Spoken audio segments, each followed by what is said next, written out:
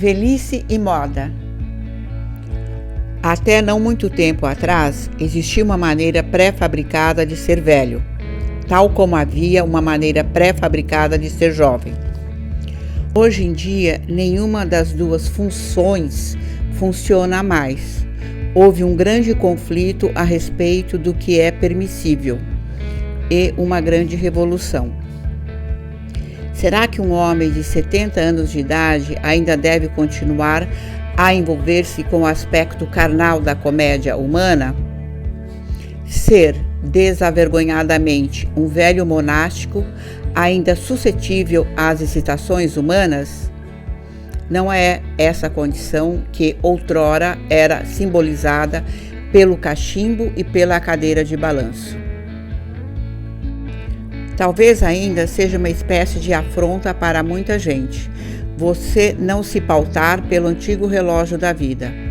Tenho consciência de que não posso contar com o respeito virtuoso dos outros adultos, mas o que posso fazer quando constato que, pelo menos no meu caso, nada se aquieta, por mais que a gente envelheça? Olá! Vocês já perceberam que sempre começo as nossas aulas sobre um texto que eu gosto de pesquisar, de ler. Essa aula de hoje eu coloquei um pedaço do romance O Animal Agonizante, do Philip Roth. Philip Roth é um autor, escritor americano que morreu esse ano, em 2018, com 85 anos. E as abordagens e a pesquisa dele é sobre sexo, desejo e velhice. São discussões que faz a gente borbulhar os nossos pensamentos sobre esses temas. É um prazer estar com vocês aqui novamente. A nossa última e quarta aula do meu curso Velhice e Moda, o corpo pede passagem. Este curso faz parte de um projeto do IDEAC, um novo olhar sobre envelhecimento. Nessa aula eu estou muito empolgada, pois vamos conversar sobre moda e envelhecimento, que são duas áreas que me fascinam muito. Ao longo dessa experiência de 30 anos de vestir minhas amigas e clientes, que o assunto sempre foi corpo, envelhecimento e moda, eu percebi neste contato que falar deste assunto é muito difícil. Discutir esse tema é muito mais difícil ainda. Nos meus questionamentos surgiram algumas perguntas que eu gostaria de dividir com vocês.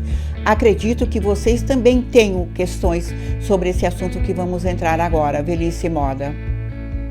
Dentro da história da moda, qual é o lugar que a velhice e o envelhecimento ocupam? Dentro do desenrolar do seu envelhecimento, dentro da sua história de vida, qual é o lugar das suas escolhas em relação às roupas que usamos? Nós, os velhos, somos ainda portadores de desejos eróticos?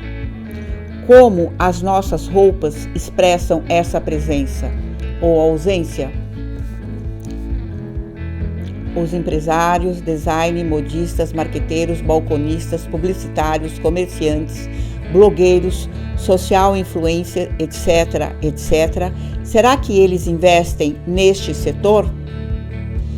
Há alguém priorizando o vestir dos nossos velhos?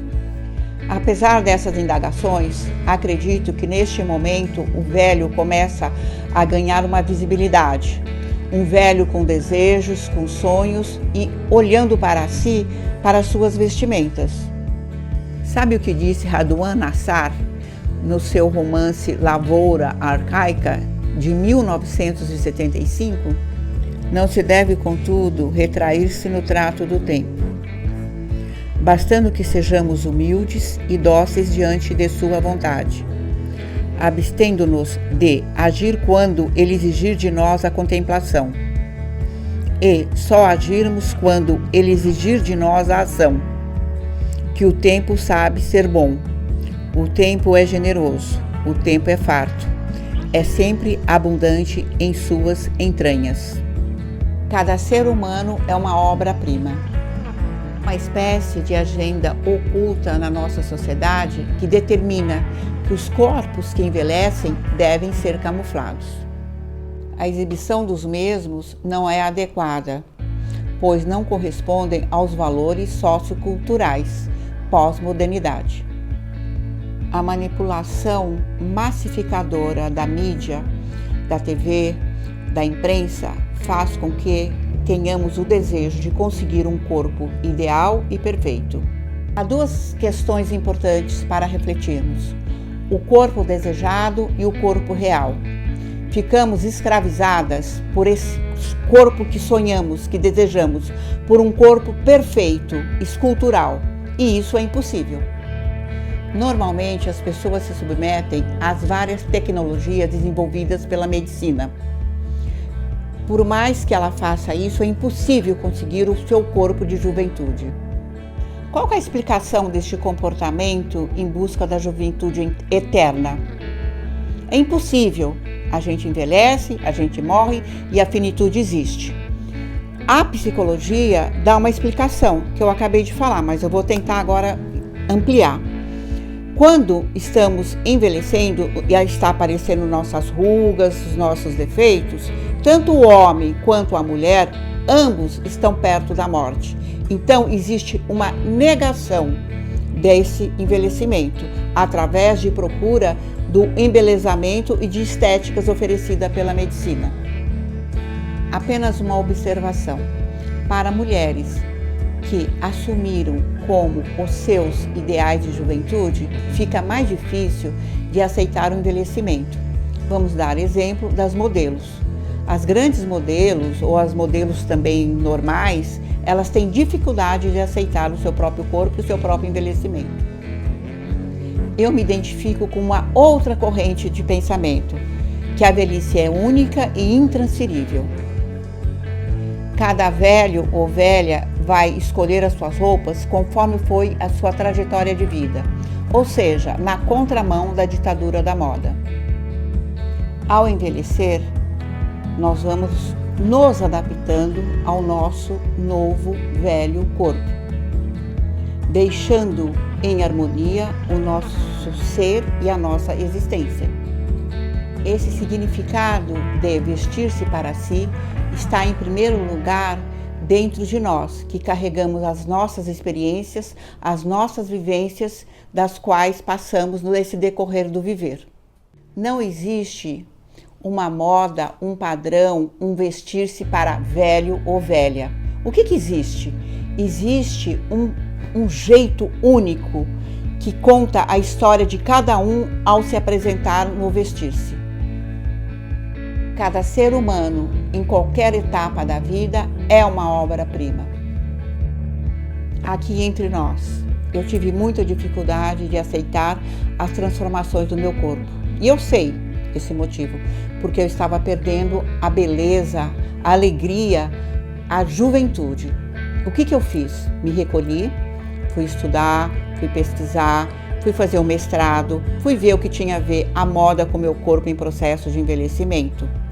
É claro, não foi fácil. Hoje eu aceito.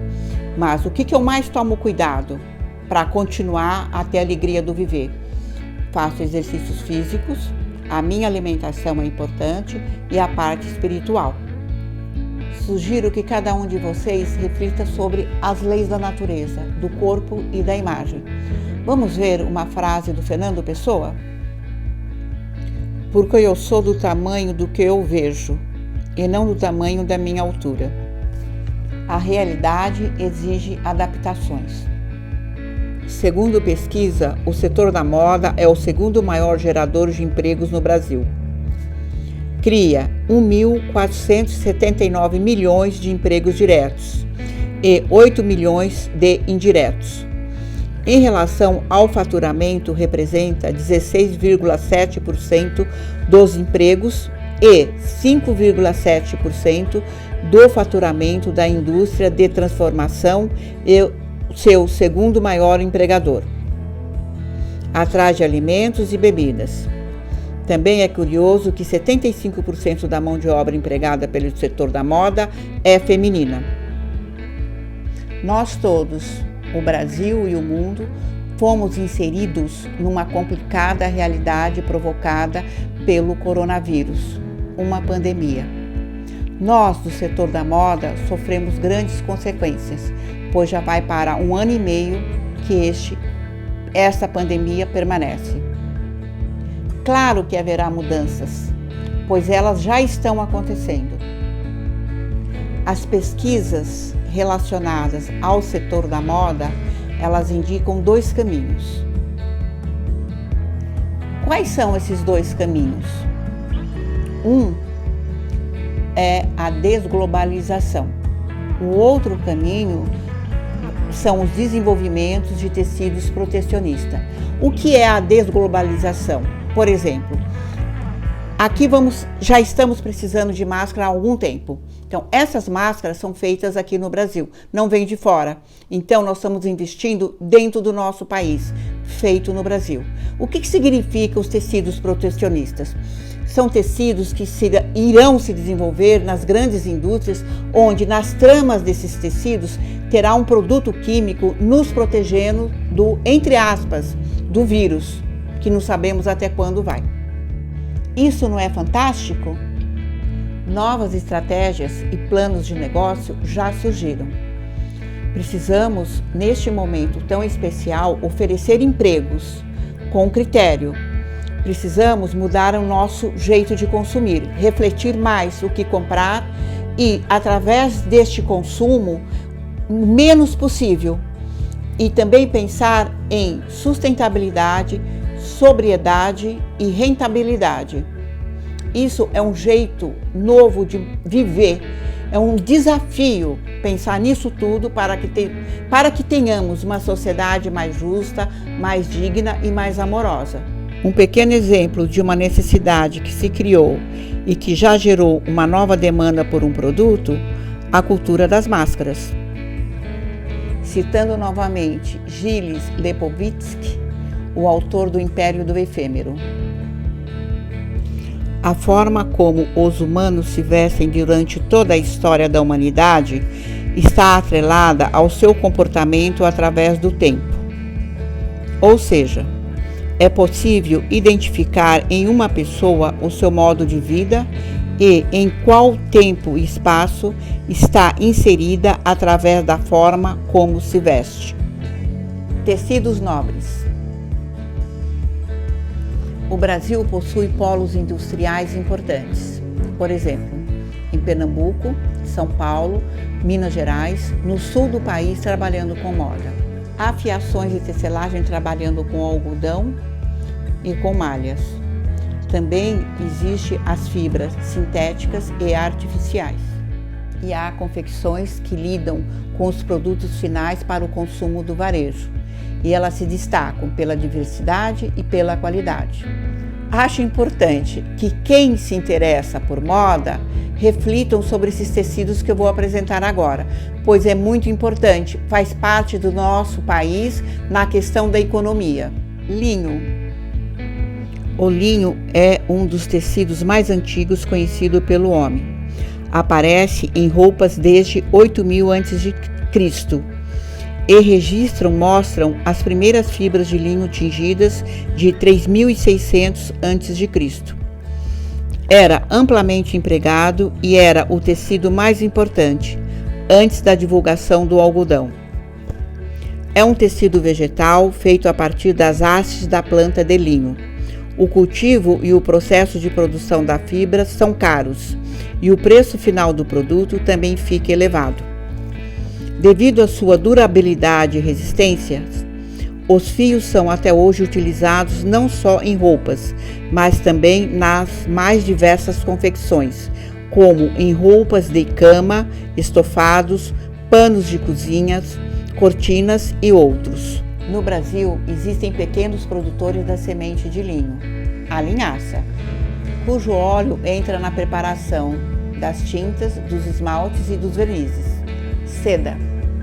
A seda é considerado o tecido mais nobre do mundo e a China foi o primeiro país a utilizá-la. Até hoje, a China mantém a técnica de produção da seda em segredo.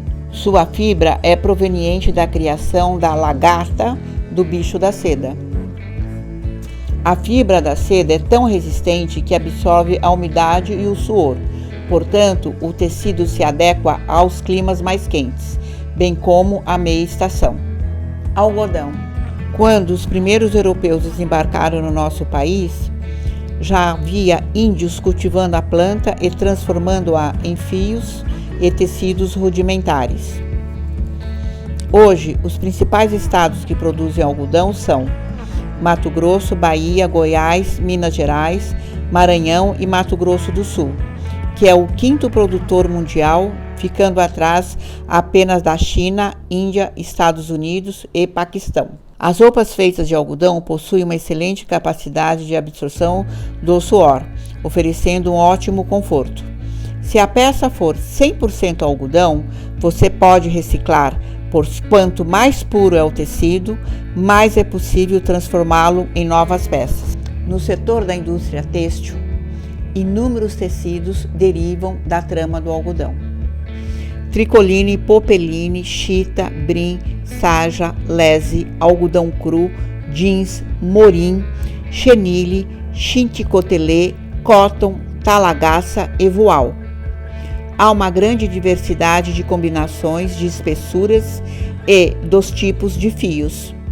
As fibras de algodão também são utilizadas para a confecção de tênis e cadastros.